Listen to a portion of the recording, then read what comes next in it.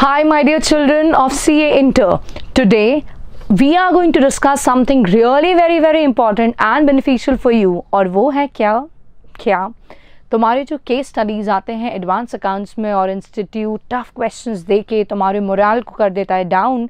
सो इस particular session में हम करने वाले हैं MCQs केस स्टडी बेस्ड वाले तुम्हारे लिए बहुत सारे क्वेश्चंस प्रैक्टिस, ताकि you have your hands on the topic and kahin na kahin you become little more confident in reading the question, in understanding the approach of doing MCQs, and you are able to score better without any fear.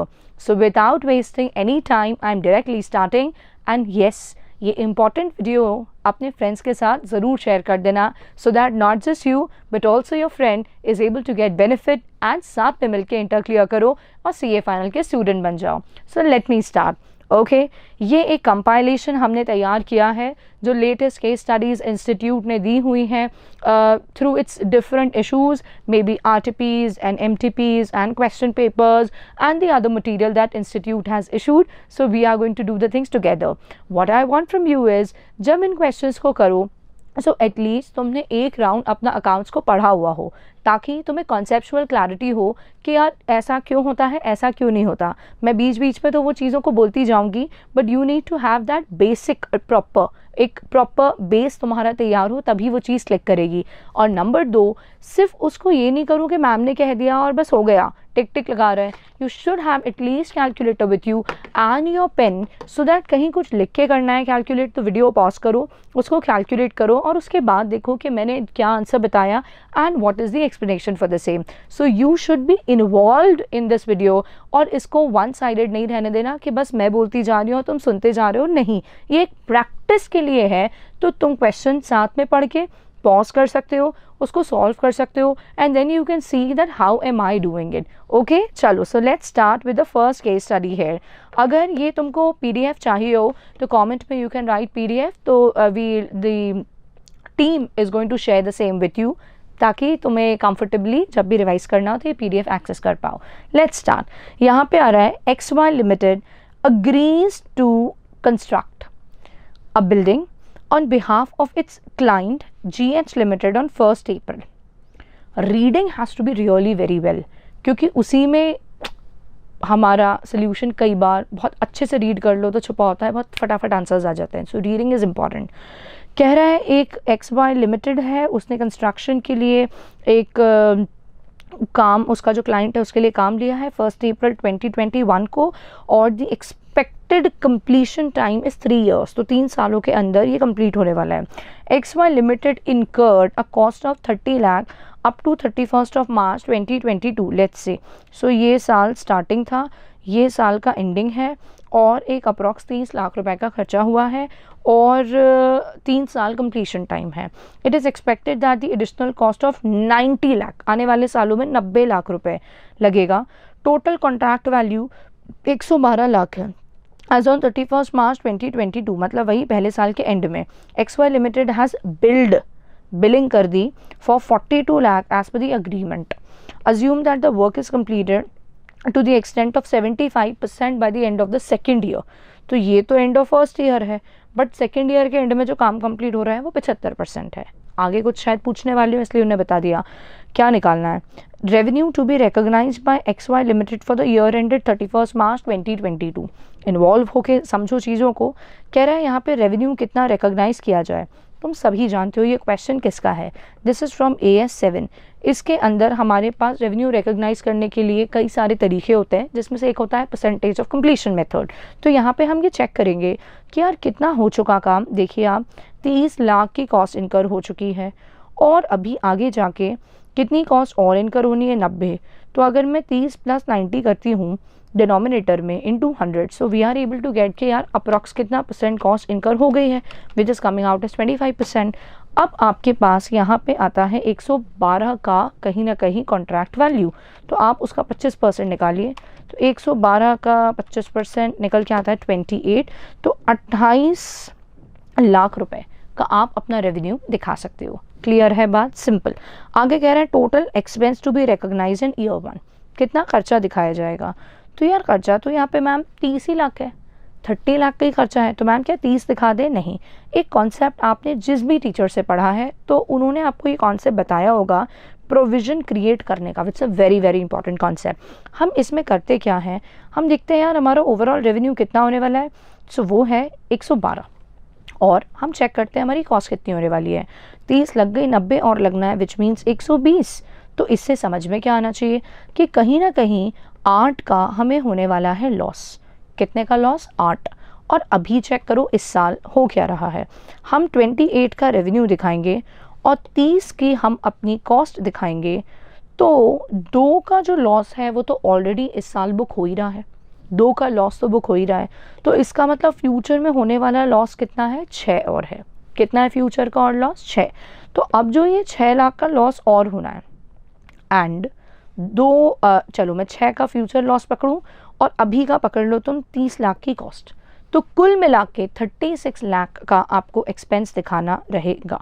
तो जब आपका PNL बनेगा तो how it will B, revenue दिखेगा 28 का, आपका जो expense इस साल का है वो दिखेगा 30 का, और जो फ्यूचर के लिए आपको प्रोविज़न खड़ा करना है वो है 6 का। तो कुल मिला के अगर आप चेक करते हैं तो 36 आने वाला है आपके एक्सपेंस में। So 36 will come here. I hope that's clear to you. आगे, revenue to be recognise for year 2, second year का रेवेन्यू पूछ रहा है। तो इन्होंने कहा कितना परसेंट काम माने कंप्लीट हो गया है सेकेंड ईयर? 75%। तो अब आपका 112 इज़ दी ओवरऑल रेवेन्यू, उसका आप 75% निकाल लीजिए। सो आपके पास आता है 84। तो 84 है 75%, विच मीन्स फर्स्ट और सेकेंड ईयर दोनों सालों का मिलाकर जो काम हो चुका है वो 75% है। तो पहले और दूसरे साल का मिलाकर जो रेवेन्यू है वो 84 है। तो फर्स्ट ईयर का रेवेन्यू आप ऑलरेडी 28 निकाल चुके हो। जब आप उसको हटाते हो तो सेकेंड ईयर का रेवेन्यू आता है विच इज़ 56। तो गलती से भी 84 मार्क मत कर देना। देखो ऐसा ही होता है, ऐसा ही होता है। इंस्टीट्यूट आपको जनरली फर्स्ट ऑप्शंस वो देता है जो कि आप सबसे पहले निकालोगे, जो कि गलत है। तो अपने को एकदम मैच करता दिखता है ना, तो हमें लगता है सही है हमारा। जैसे यहाँ भी देखो आप 30 दिख रहा है, तो आपने कहा टोटल एक्सपेंस क्वेश्चन में 30 दिया है और ये 30 दिख गया, done. But you have to give it a thought कि यार कुछ और भी है क्या। इसी तरीके से 84 हमारे पास आ तो सही गया 75% लगा के, बट समझने वाली बात है कि 84 2 सालों का मिलाकर है और फर्स्ट ईयर का रेवेन्यू 28 है। तो जब आप उसको हटाएंगे तो ही तो काम हो पाएगा। अब आइए आप आगे, हमारे पास आती है केस स्टडी नंबर 2। दिखेगा तुम्हें स्क्रीन पे कि मैम इतनी बड़ी केस स्टडी, और मैम यहाँ तो कोई ये इतनी बड़ी नहीं थी, तो क्या ऐसा ही है? The answer is yes. आजकल इंस्टीट्यूट कुछ ऐसा ही कर रहा है। जब शुरू में आना स्टार्ट हुई थी केस स्टडीज़ में 2024 लास्ट ईयर से, तब एकदम बड़ी बड़ी केस स्टडी दे रहे थे, 1 पेज 1.5 पेज 2 पेज की केस स्टडी दे रहे थे। अभी रिसेंट में क्या किया है, ऐसी थोड़ी छोटी केस स्टडी कर दी। तो आप एग्ज़ाम में ऐसे ही एक्सपेक्ट कर सकते हो कि एक मीडियम साइज केस स्टडी कभी जब भी एक आध बड़ी भी आ सकती है। So you will get a mixture. तो हमने इसी तरीके से कंपाइलेशन बनाया है सो दैट आपको दोनों की प्रैक्टिस हो जाए। आ जाइए, बड़ा क्वेश्चन देख के घबराना नहीं होता, शांति से संभाल के क्वेश्चन को पढ़ना होता है, और रीड करते टाइम ही तुम्हें समझ आ जाता है कितनी सारी फालतू बातें दी हैं। उन फालतू बातों को मेंटली स्ट्राइक आउट कर देना है कि ये काम का एरिया नहीं है, ये काम का एरिया नहीं है और ये काम का है। देखो कैसे ये आया, RTS Limited is engaged in the business of manufacturing equipments. The company has contract with Indian Railway for a brake component which is structured such that the company's obligation is to deliver the component to Railway's stockyard. While the delivery terms are X works, the company is responsible for engaging a transporter for delivery. तो क्या किया जाए, एक transporter को engage करना है, सामान को भिजवा देना है। Railway sends an order for a defined quantity, कितनी चाहिए। The company manufactures the required quantity, जो भी ऑर्डर आता है, and informs railway for carrying out inspection, कि भाई आप चेक कर लीजिए कि क्या आपको क्वालिटी ठीक लग रही है, जो आपने कही उसके अनुसार है। आगे कह रहा है railway representatives visit the companies factory and inspect the component. तो वो लोग आते हैं रेलवे के अधिकारी और वो चेक करते हैं कि क्या क्वालिटी प्रॉपर है, and mark each component with quality check sticker कि इज इट ओके और नॉट।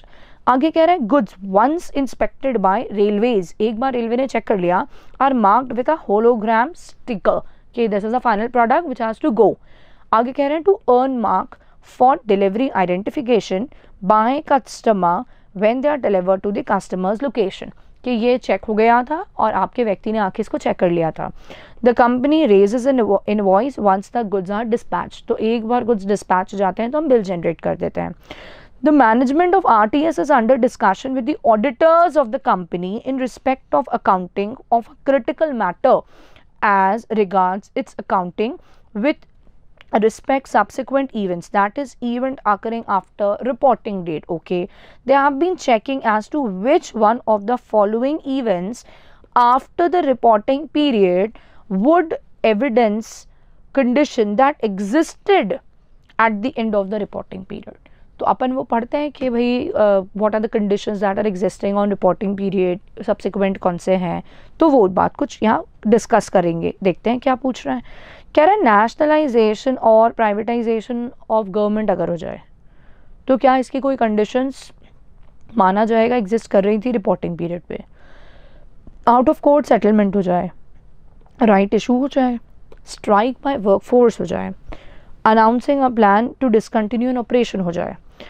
अब ये कुछ कुछ बोले, अभी ऐसा लग रहा है क्या पकड़ी थी कहानी, कहाँ पहुँचते जा रहे हैं. जैसे यहाँ कोई देखे ध्यान से तो AS9 लगेगा कि यार रेवेन्यू के ऊपर जा रहे हैं. ऐसे आगे जाते जाते यहाँ देखो तो ये क्या लग रहा है कि ये कुछ AS4 को पकड़ने लगे हैं.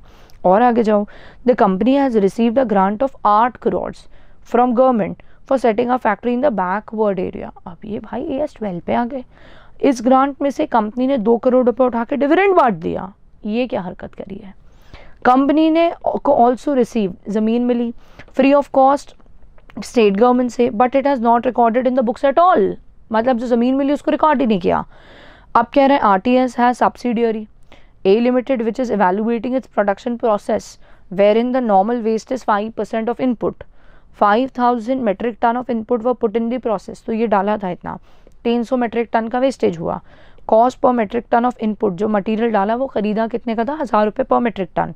Entire quantity of waste was on stock at the end of the financial year. My God, is it a question or a thrash? I mean, what have they done? अब देखें ये पोर्शन तक आते आते AS9 की vibe आ रही थी, यहाँ आते आते AS4 की वाइब आने लगी, आगे आते आते AS12 आ गया और उसके आगे आते आते AS2 आ गया.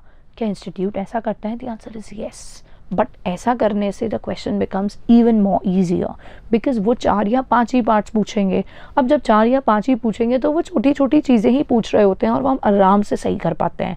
तो पेशेंस के साथ रीडिंग इज़ द की. बड़े क्वेश्चंस को कहानी के तौर पे पढ़ो, इन्वॉल्व होके पढ़ो कि ऐसा दिया है, ऐसा दिया है, ऐसा दिया. फिर MCQ देखो, बहुत सारे MCQs ईजी आ रहे होते हैं, सिर्फ हम क्वेश्चन का साइज देख के पैनिक कर जाते हैं. आइए क्वेश्चन कह क्या रहा है देखें ज़रा थोड़ा. When should RTS Limited recognize revenue as per the accounting standard notified under companies accounting standard rules 2006? Would your answer be different if inspection is normally known to lead to no quality rejection? This is the question. अब इन्होंने हमें options दिए हैं, पढ़िए. कह रहा है revenue should be recognised on dispatch of component. जैसे ही भेजा जा रहा है कंपोनेंट तब रेवेन्यू दिखाओ. The assessment would not change even in case when inspection is normally known to lead to no quality rejection. इस पॉइंट को मैं अभी समझाती हूँ. Revenue should be recognized on completion of inspection of components. Revenue should be recognized on dispatch of components. Revenue should be recognized on delivery of components to railway stockyard. सारी बातें ठीक है, बट भाई हम कब रेवेन्यू दिखाते हैं? हम तभी रेवेन्यू दिखाते हैं जब कहीं ना कहीं हमारा रिस्क खत्म हो जाता है और जो कलेक्शन है उसके चांस पूरे हो जाते हैं, कोई अनसर्टेनिटी नहीं रह जाती कि पैसा हमें कलेक्ट नहीं हो पाएगा, तो हम रेवेन्यू दिखा देते हैं. अब इन्होंने यहाँ क्या बोला हुआ था कि भाई वो आए और आने के बाद उन्होंने उसको इंस्पेक्ट कर लिया और उसके बाद उन्होंने उसको होलोग्राम स्टिकर लग गए उसके ऊपर, तो बस रेवेन्यू शुड बी रिकॉर्डेड. जैसे ही आपका इंस्पेक्शन कंप्लीट हो गया तो इट शुड बी रिकॉर्डेड. अब आती है बात आगे की.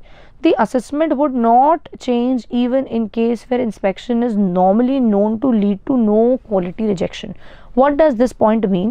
इस पॉइंट का सिंपली मतलब है अगर आपको पता है कि रिजेक्शन नहीं होता तो भी भाई असेसमेंट के बाद ही आप रेवेन्यू रिकॉग्नाइज करोगे, ऑफकोर्स उससे पहले नहीं रिकॉग्नाइज करके चलोगे.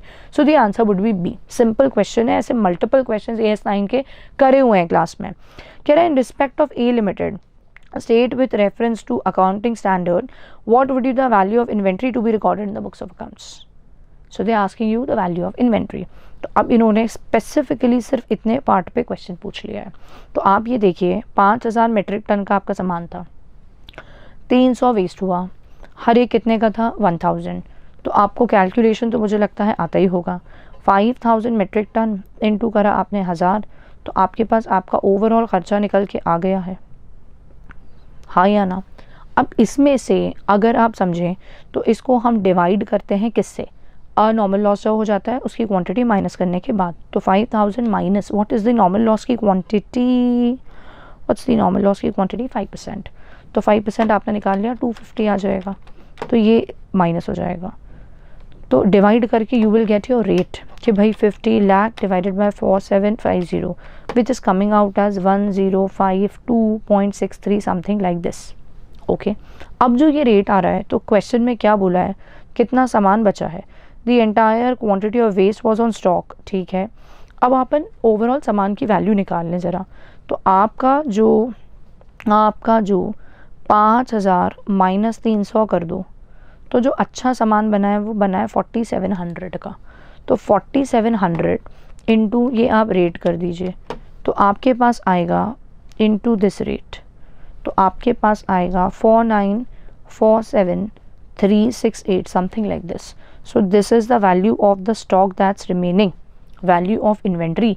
अगर वो पूछते बताइए जो आपका अबनॉर्मल लॉस हुआ उसकी वैल्यू क्या होगी, तो 50 यूनिट्स एक्स्ट्रा बर्बाद हो गए तो तुम 50 इंटू ये रेट कर देते, बस 50 इंटू ये रेट कर देते।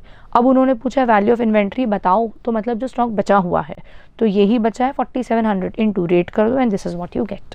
ओके, नेक्स्ट कह रहा है 6th क्वेश्चन, कितना मजेदार क्वेश्चन, इतना रिक्वेस्ट कर रहा है, कह रहा है please guide regarding the accounting treatment of both grants mentioned above in line with the requirement of AS 12। तो 2 ग्रांट्स हैं। अब ग्रांट एक क्या थी कि ये 8 करोड़ रुपए मिले फॉर सेटिंग अ फैक्ट्री, इसको कहते हैं क्या, in the nature of it's a kind of promoters grant, हाँ या ना, yes.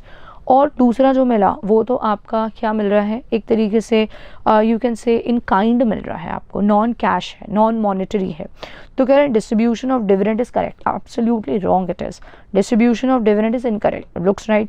In the second case not recording land in the books is correct, it's wrong, it needs to be recorded, you know that. So distribution of dividend is incorrect and land should be recorded at certain nominal value. It can be 1 rupee, 10 rupee, 50, 100, whatever, but it has to be recorded, you know that. ऐसा नहीं कर सकते कि आप record ही ना करो। अब आप देखिए इस क्वेश्चन को, खोदा पहाड़ निकली चिड़िया, या 3 ही क्वेश्चन पूछे उन्होंने, सिंपल पूछे हैं, तो बड़ा दिखना मतलब खतरनाक नहीं होता। शांति से क्वेश्चन को अच्छे से पढ़ना है हमें, प्लीज़ टेक केयर। आगे आ जाओ, मूव कर रहे हैं हम केस स्टडी नंबर 3 पे।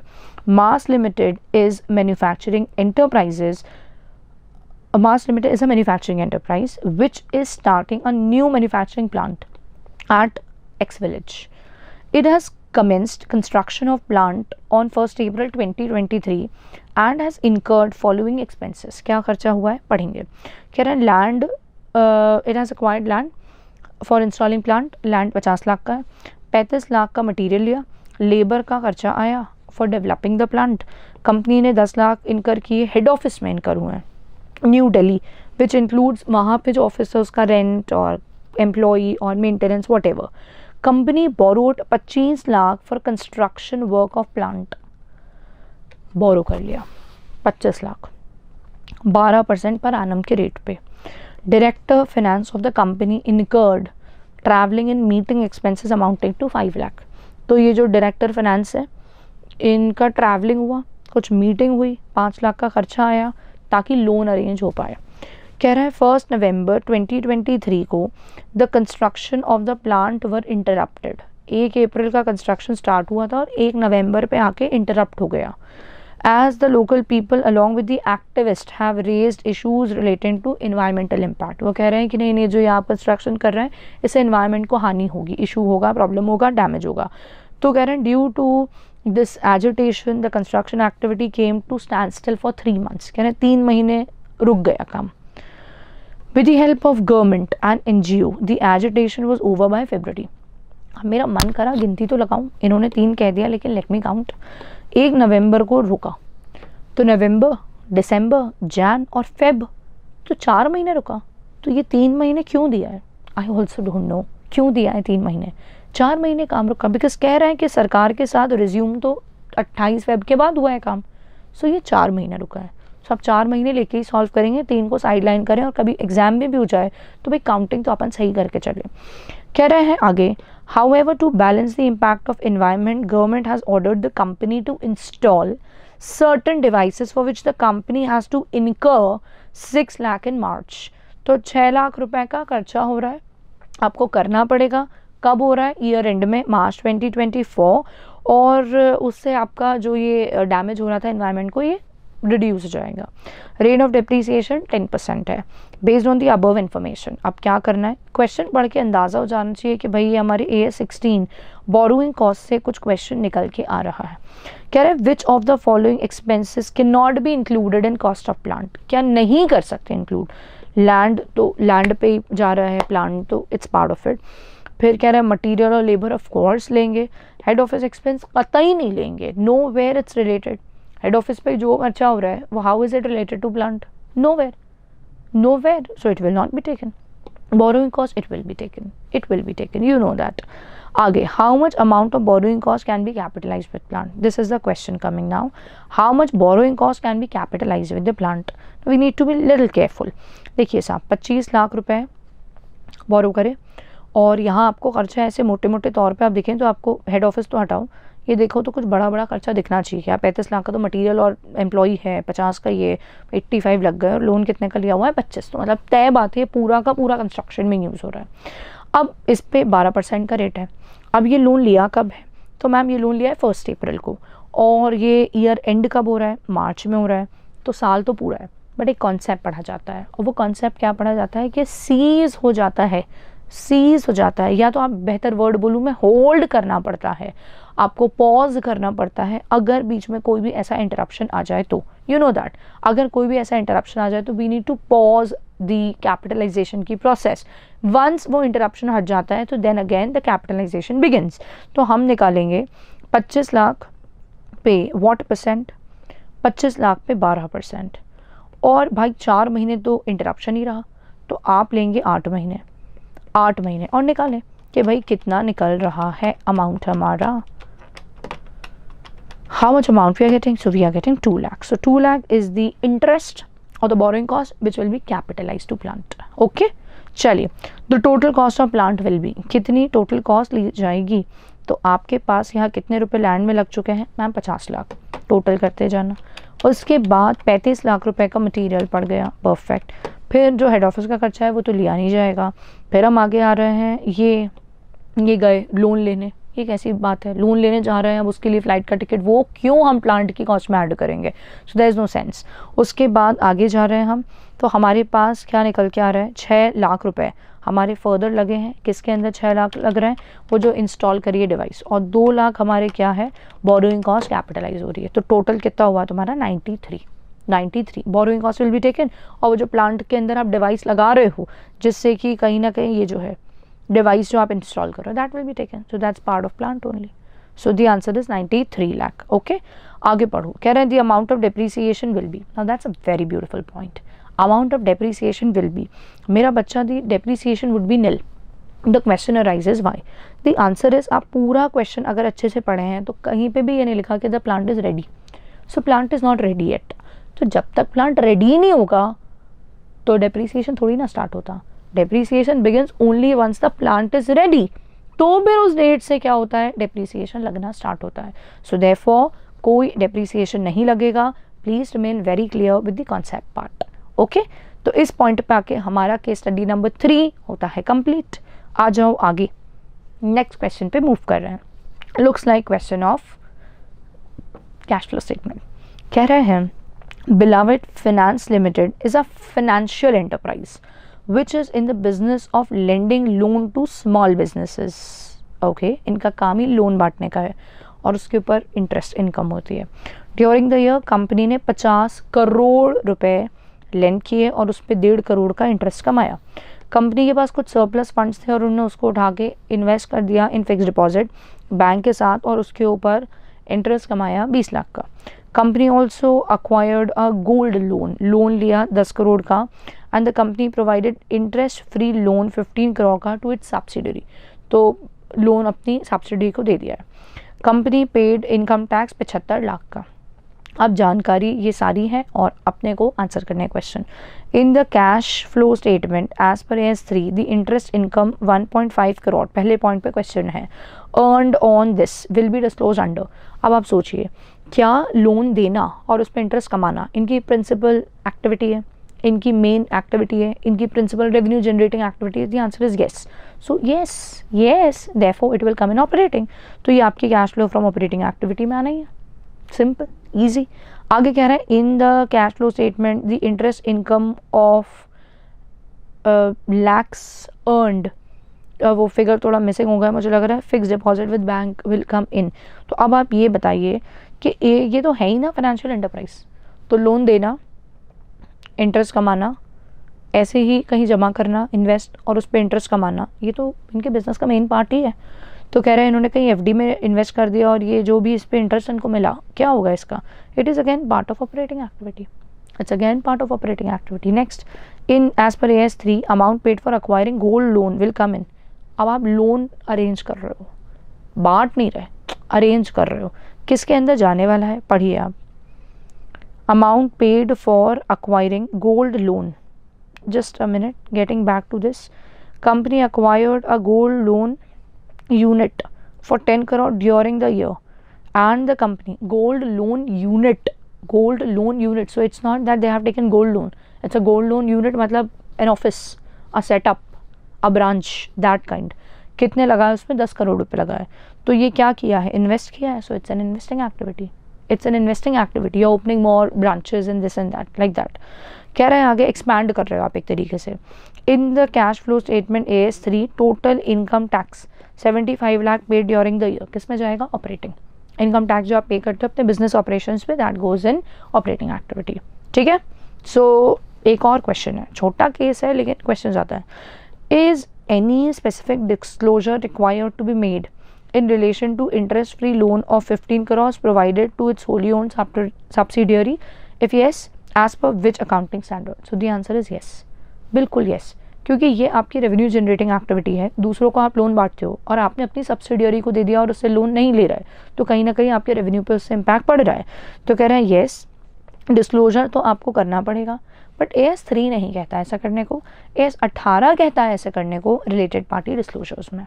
पढ़िए अपन ने ये बात, रिलेटेड पार्टी डिस्क्लोजर्स जब आप करते हो तो आपको अपना रिलेशन बताना पड़ता है, ड्यूरिंग द ईयर कोई ट्रांजैक्शन अगर हुआ है वो बताना पड़ता है, ऑफकोर्स उसका अमाउंट, उसका नेचर बताना पड़ता है। तो yes, such a disclosure is necessary, it is essential, okay, but not as per AS3 but as per AS18।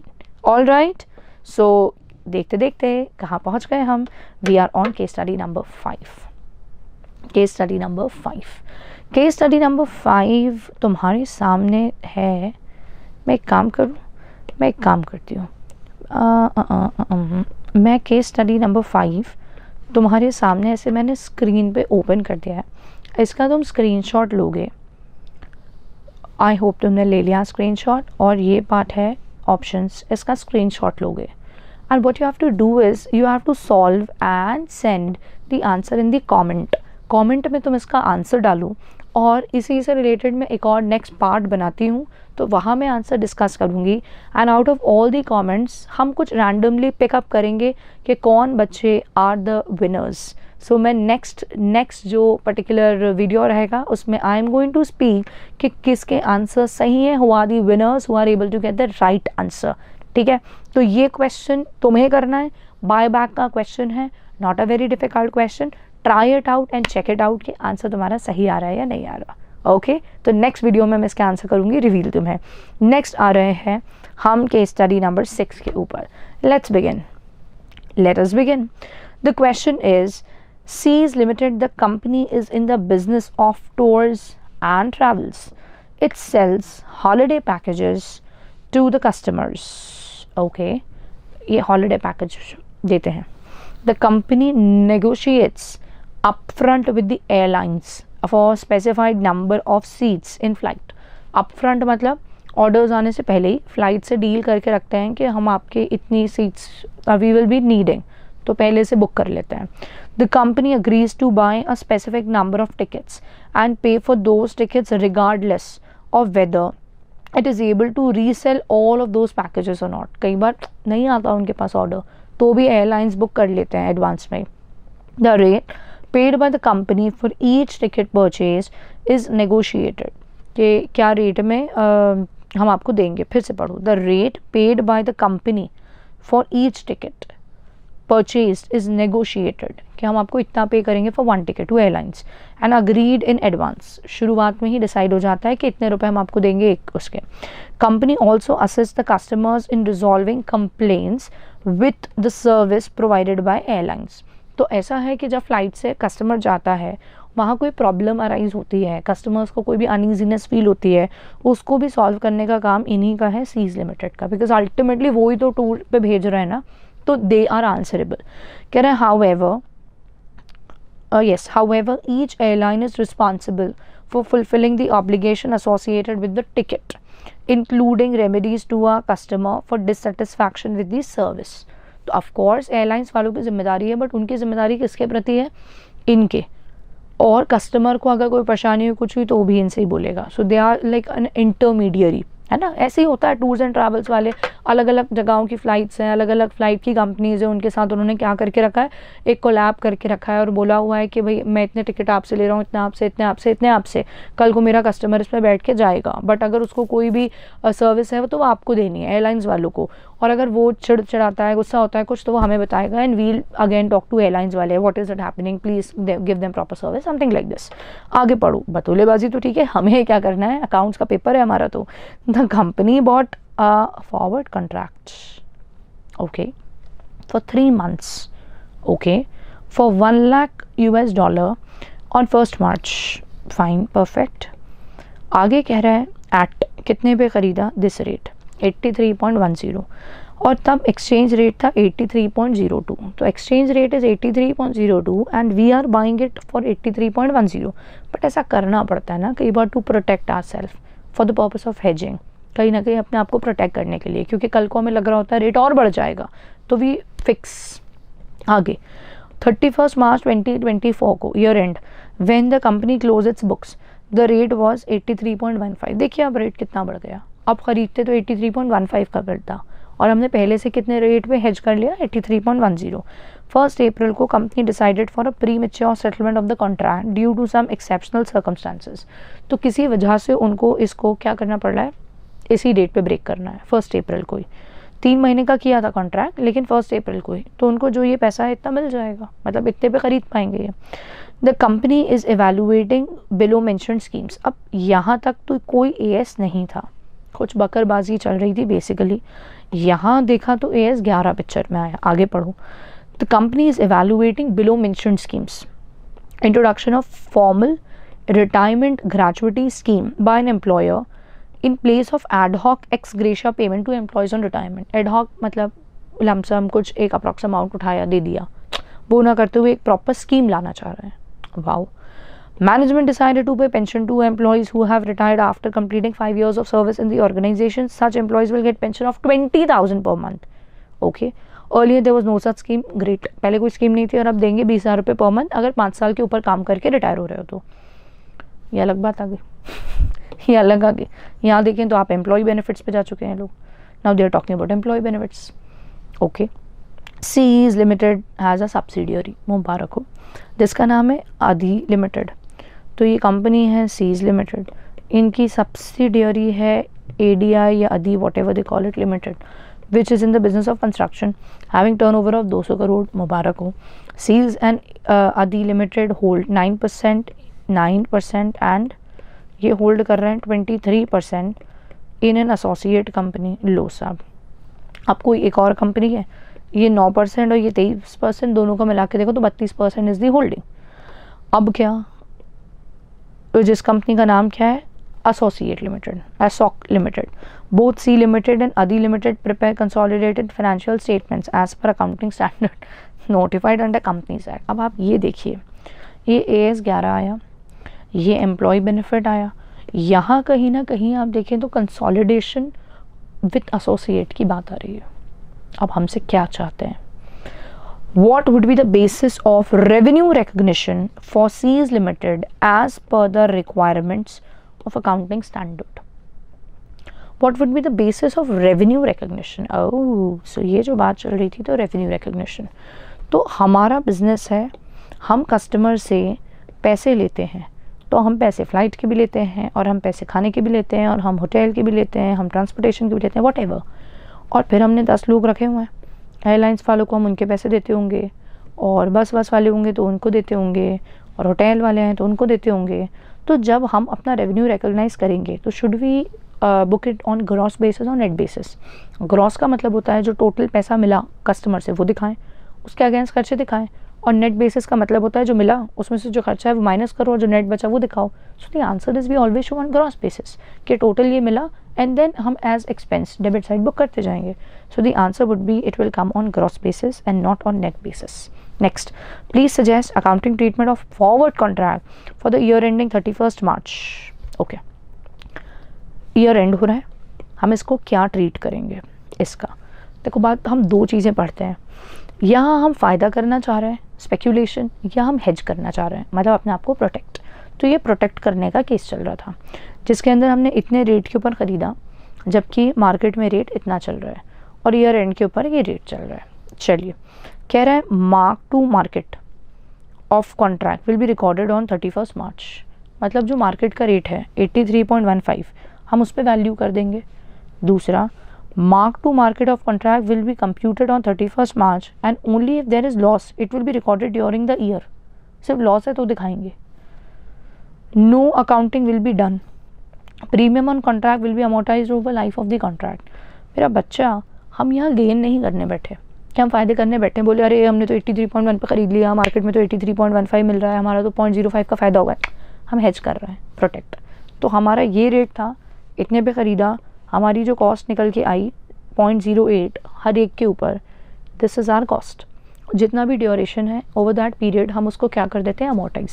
Over that period हम कर देते हैं अमोर्टाइज। 3 महीने का अगर होता है तो ओवर 3 मंथ्स हम अमोर्टाइज कर देते हैं। ये मार्च 1 महीना और फिर अप्रैल में। That's how we do, that's how we do, that is what we have studied also. आप सभी ने जिस टीचर से पढ़ा है ऑफकोर्स ये बात पढ़ी होगी। आगे आऊँ, you are requested to advise the company in respect of accounting requirement of above schemes related to employee benefit as to which one of those schemes would be considered as a change in accounting policy। लो भाई, अब इन्होंने इसको भी क्या करा, accounting policy का change ये है या नहीं ये बताओ। पॉइंट्स देखना, ऐसा मॉड्यूल के क्वेश्चंस ऑलरेडी दिए हुए हैं, मॉड्यूल में इस पैटर्न के क्वेश्चंस। कह रहा है पहले वाले को चेंज इन अकाउंटिंग, ये पहले वाले को क्या मानोगे? Is it change in accounting policy? और दूसरा वाला भी चेंज इन अकाउंटिंग पॉलिसी कि पेंशन प्लान ला रहा है, या नो चेंज और दूसरे को चेंज, फिर नो चेंज और फिर चेंज नो चेंज, क्या मानोगे? The answer is no change and the question is why. भाई पहले कोई पॉलिसी ही नहीं थी, there was no policy and now they are introducing a policy, so how is there change? It's not. तो remember this, it's no change, be very very clear. ऐसा question already दिए हैं मॉड्यूल में। Question 22, please comment regarding consolidation. Please comment regarding consolidation. AS कौन सा लगेगा अगर मैं पूछूं, या सीज और Adi limited using the below mentioned options. Adi limited would use equity method of accounting for 23% in this and consequently automatically equity account 23 and separately account for the balance 9% as per AS 13. Adi Limited would account for 23% in Associate Limited as per AS 13. C Limited would consolidate Adi Limited and consequently automatically account 23% and separately for 9%. Adi Limited would account for 23% share in Associate Limited using equity method. Seas Limited would consolidate Adi Limited and consequently automatically account for Associate 23 and separately account for 9% in Associate using equity method. Adi Limited would account for 23% in Associate Limited as per AS 13. C limited would consolidate Adi limited, use equity method 23% and separately account for 9%। अब भाई ये इतना खिचड़ी हो रहा है। पहली बात तो ना इसको बहुत शांति से पढ़ो। दूसरी बात ये समझो कि ये जो कंपनी है, जो हमारी सब्सिडियरी है, उसने किस में, अभी नहीं आदि, किस में इन्वेस्ट करा है, एसोसिएट में। कितना परसेंट करा है, 23%। तो ये तो अपने पास इसको क्या करेंगे, कंसोलिडेट करेंगे इक्विटी मेथड को यूज़ करके, पहली बात। और अब हमने इनमें इन्वेस्ट करा हुआ है तो हम इसको अपने पास डालेंगे, हाँ या ना। तो सी limited would consolidate Adi limited, और जब आदि को हम कंसोलिडेट कर रहे हैं तो ऑटोमेटिकली कौन कंसोलिडेट हो जाएगा, एसोसिएट लिमिटेड, ऑटोमेटिकली 23% के लिए। और जो बचा 9% है उसको क्या करेंगे हम, इक्विटी मेथड से कंसोलिडेट कर लेंगे। तो ख़त्म बात। सो दी आंसर इज सी। तो उन्होंने लैंग्वेज में बहुत हिलाया है, शांति से पढ़ोगे तो बन जाएगा। सिंपल बात है, मैंने ड्रॉ करके समझा दी। I hope this much is clear to you. Next question कर रहे हैं हम, केसरी नंबर 7। आ जाओ सब लोग मेरे साथ। हमारे पास क्वेश्चन आ रहा है 7। मैं पर 7 से पहले करवाना चाह रही हूँ आपको question 8। So let's go for question 8 first. Kesar limited, a company engaged in various business activities, has decided to initiate a share buyback on 1st April 2023. The company plans to repurchase rupees 25,000 equity shares of 10 each. मुझे लग रहा है ये rupees गलत लिख गया है। 25,000 equity shares of 10 each at a price of 20. This buyback initiative is in compliance with the company's article of association, and the necessary resolution has been duly passed by the company. As per the financial arrangement, buyback company अपने current assets use कर लेगी, bank balance use कर लेगी, ठीक है, ये सब बतौलेबाजी है। Here's a snapshot of the balance sheet of the company, मतलब बेसिक डिटेल्स दी हैं। शेयर कैपिटल 12.5 लाख, 10 का 1, reserves and surplus, securities premium, P&L, revenue reserve, long term borrowing और unsecured loan, land, building, plant, machine, furniture, other current assets. Authorise shares इतने ही थे। अब हमें करना क्या है, by using share outstanding test the number of shares that can be brought back. Shares outstanding test, कितने शेयर्स हम मैक्सिमम कर सकते हैं, do you remember it's the 25% part. तो आपके पास टोटल 12.5 लाख रुपए के शेयर्स हैं, 10 से डिवाइड करो और नंबर ऑफ शेयर्स निकाल लो। So you get 125,000। अब 125,000 का आप 25% निकाल लीजिए, which comes out as 31,250। So 31,250 are the number of shares which need to be, which can be brought back, which can be bought back as per the share outstanding test, as per share outstanding test. Got it. अगला, by using resource test. Resource test का मतलब, resource test मतलब वही बात होती है 25% of जो आपके पास शेयर कैपिटल मौजूद है और आपके पास जो फ्री रिजर्व्स मौजूद हैं, तो रिसोर्स की बात हो रही है। तो यहाँ आप अपना रिसोर्स चेक करें, ये है। इसके लिए आपको याद होगा सिक्योरिटीज प्रीमियम भी लिया जाता है और ये चीज़ें हैं। तो हमने करा 12.5 lakh plus 2.5 lakh plus 1,25,000 plus 15 lakh, तो मेरे पास कैलकुलेटर पे आ रहा है 31,25,000। इसका करा हमने 25% जो कि आ रहा है 7,81,250। इसको मैं डिवाइड कर रही हूँ कितने से, 20 से, क्योंकि ये जो पैसा है डिवाइड बाय 20 करा मैंने। How many, you will be getting 39,062 shares can be bought back. 39,062 shares can be bought back. इतने शेयर्स मैक्सिमम बाय बैक किए जा सकते हैं, ये पता होगा ना आपको। 25% जब आप इसका लगाओगे तो आपको रुपये में मिल रहा है, वो जो भी 70 लाख कुछ मिल रहा था, इंटू 20 करूँ मैं तो 78,1,250, 7,81,250। इतने रुपए लगा सकते हो बाय बैक करने में। 1/20 का है तो इससे डिवाइड किया तो कितने शेयर्स कर सकते हो बाय बैक, कितने। अब क्या है, by using debt equity ratio determine करिए। डेट इक्विटी रेशो मतलब वो 2:1 की कहानी है। अब भाई वो 2:1 की कहानी अगर हम करते हैं तो 2:1, ऊपर कौन आता है, डेट। डेट जानते हैं आप कितना है क्वेश्चन में, ये और ये ऐड कर लेंगे, 28,75,000 और 16,50,000। सो डेट इज़ 45,25,000। ये हुई एक बात। डिनोमिनेटर में क्या आता है, डेट इक्विटी, तो हम इक्विटी चेक कर लेते हैं। तो हमारे पास ये था 12.5 लाख प्लस रिजर्व्स कर दो तो 2.5 लाख प्लस, अरे भाई 12.5 lakh plus 2.5 lakh plus 1,25,000 plus 15 lakh, तो आपने टोटल लगा लिया 31,25,000 आ रहा है। अब इसमें से होगा क्या, पोस्ट बायबैक की बात करते हैं ना, 2:1 बायबैक के बाद, तो इसमें से माइनस 20 रुपये के रेट पे इंटू एक्स, 20 रुपये के रेट पे इंटू एक्स, 20 पे 1 होगा और जितने भी शेयर्स बायबैक होंगे। और इसके अलावा कोई चीज़ और होनी होती है, इसके अलावा कोई चीज़ और होनी होती है, anything else that we need to do, हमें बनाना पड़ता है CRR, हमें बनाना पड़ता है CRR। तो CRR बनाने के चक्कर में आपका जो फ्री रिजर्व है वो कहाँ शिफ्ट हो जाता है, CRR, which is not a free reserve any more. तो हमको तो डिनोमिनेटर में फ्री रिजर्व ही रखना है, तो -10x हो जाएगा, फेस वैल्यू बराबर बनता है। तो ये तो उन लोगों को पे करने में गया और ये रिजर्व बनाने में चला गया, ये तो रिजर्व बनाने में, और वो रिजर्व फ्री नहीं है इसलिए हम ऐड बैक नहीं कर रहे हैं। तो आपके पास आता है 452,500, इधर डिवाइड बाय 2 और उधर आपको इतनी मैथ्स आती होगी, आई एम प्रिटी श्योर। थोड़ा मेरे स्टेप्स को मत देखना, सीधे खुद से सॉल्व कर लेना कि भाई हम अपनी अप्रोच से इक्वेशन ही तो सॉल्व करनी है, कर लेंगे। सो 28,750 इज़ द आंसर, 28,750, 28,750। तो अब हमारे पास चौथा आ रहा है, on the basis of all the 3 test maximum कितने बायबैक किए जा सकते हैं।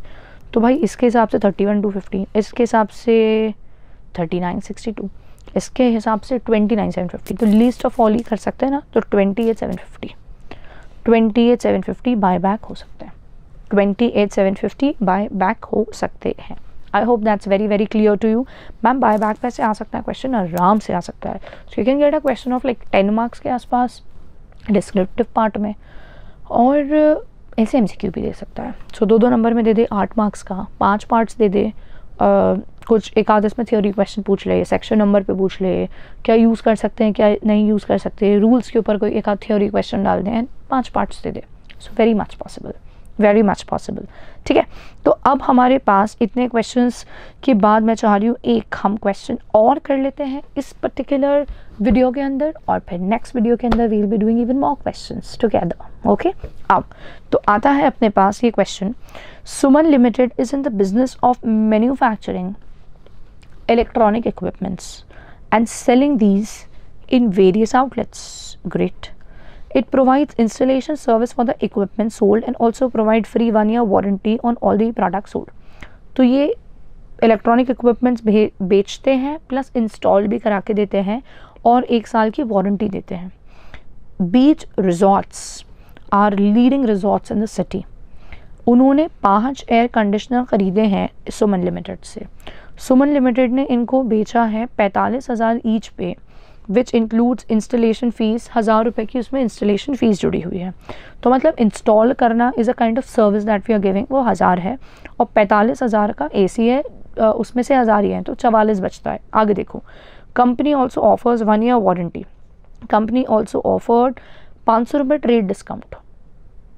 तो अब 45 का नहीं बेचा, 500 का ट्रेड डिस्काउंट, तो मतलब 44,500 का बेचा है।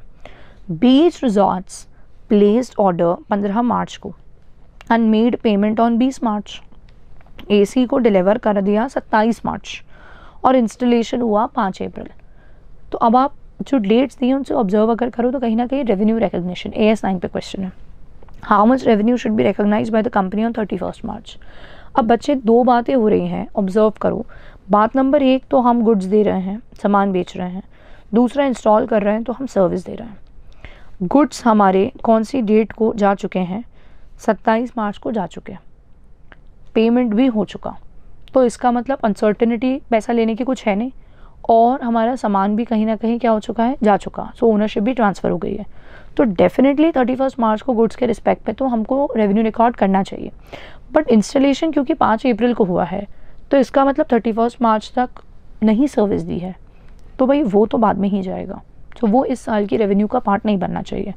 तो आपका 45,000 का जो एक AC है 500 हटाया तो बचा 44,500, उसमें से आप 1,000 हटा दीजिए AC इंस्टॉल करने के, तो बच रहा है 43,500, ये इंटू 5 AC, तो 43,500 into 5 is 217500. This should be the revenue that we recognise in current year.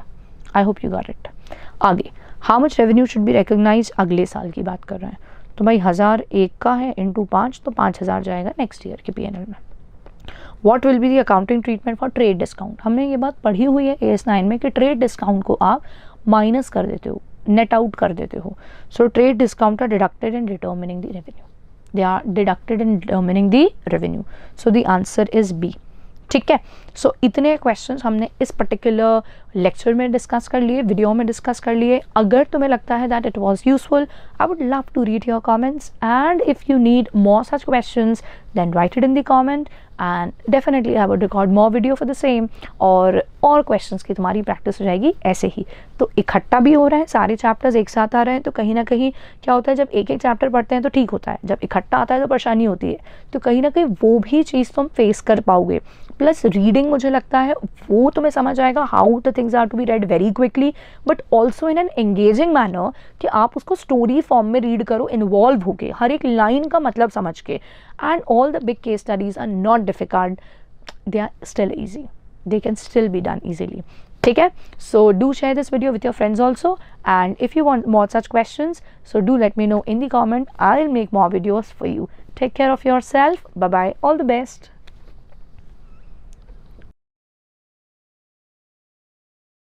इसी तरह के इन्फॉर्मेटिव वीडियोस देखने के लिए हमारे चैनल को सब्सक्राइब करें और लेटेस्ट वीडियोस को सबसे पहले देखने के लिए बेल आइकॉन को हिट करें. साथ ही लाइक और शेयर करना ना भूलें.